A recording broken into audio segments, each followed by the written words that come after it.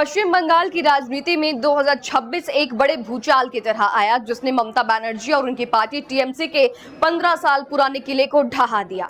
एक ऐसी नेता जो कभी अपने दम पर वाम मोर्चों के 34 साल के शासन को उखाड़ फेंकने का दम रखती थी, आज उनकी पार्टी महज 80 सीटों पर सिमट गई और वे खुद अपनी परंपरागत सीट भवानीपुर से चुनाव हार गए।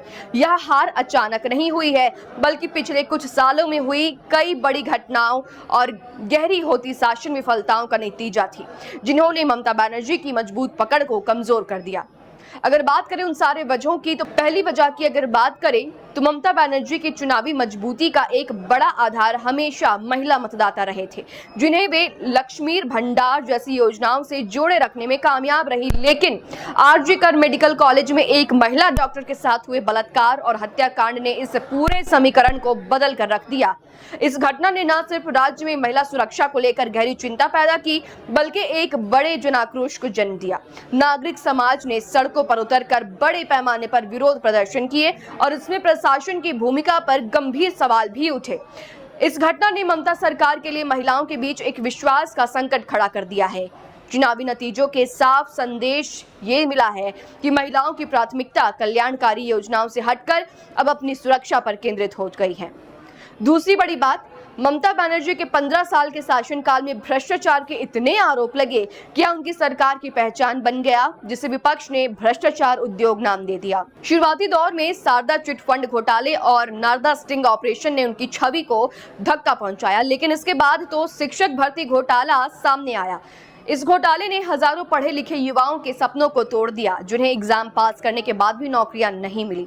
सरेआम नकदी के बंडल बरामद होने से यह बात घर घर तक आग की तरह फैली।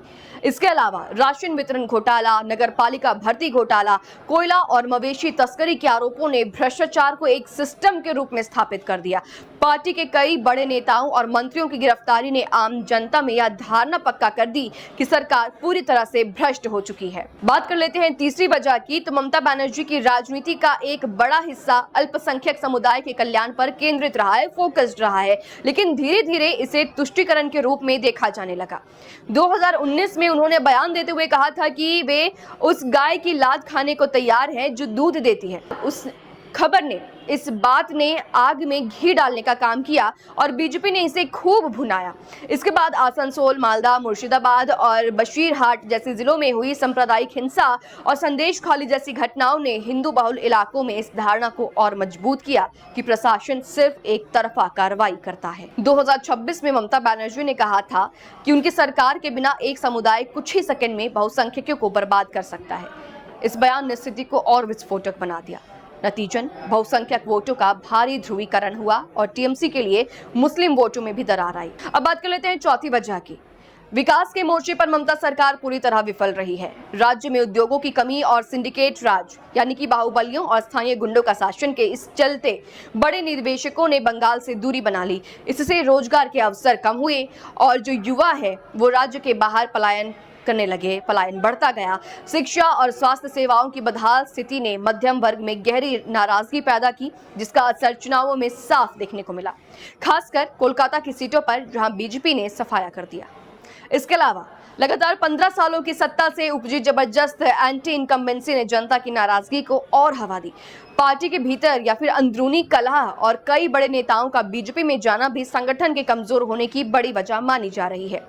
पांचवी बात, 2026 के चुनाव से ठीक पहले चुनाव आयोग ने मतदाता सूची से 91 लाख से अधिक नाम हटा दिए, जो कुल मतदाताओं का लगभग 12% था। जी हाँ, 12%। इन हटाए गए नामों में बड़ी संख्या उन लोगों की बताई गई जो या तो मृत थे या राज्य से बाहर पलायन कर चुके थे, लेकिन टीएमसी ने इसे अवैध मतदाताओं यानी कि अल्पसंख्यक वोटरों को लक्षित करने वाला कदम बताया। इस विवाद ने एक ऐसा माहौल बनाया जिसमें टीएमसी के समर्थकों में भ्रम और अविश्वास फैला, जबकि बीजेपी के पक्ष में 93% का रिकॉर्ड मतदान हुआ। मतदान प्रतिशत में यह जबरदस्त उछाल ही वह अंतिम झटका साबित हुआ जिसने विपक्षी वोटों की एकजुटता को तोड़ दिया और ममता के 15 साल पुराने किले को ढहा कर रख दिया। ये सभी घटनाएं और मुद्दे मिलकर एक ऐसी राजनीतिक तूफान में बदल गए जिसने ममता बनर्जी के 15 साल पुराने किले को पूरी तरह ध्वस्त कर दिया और पश्चिम बंगाल में पहली बार बीजेपी की सरकार बनने की राह तैयार की।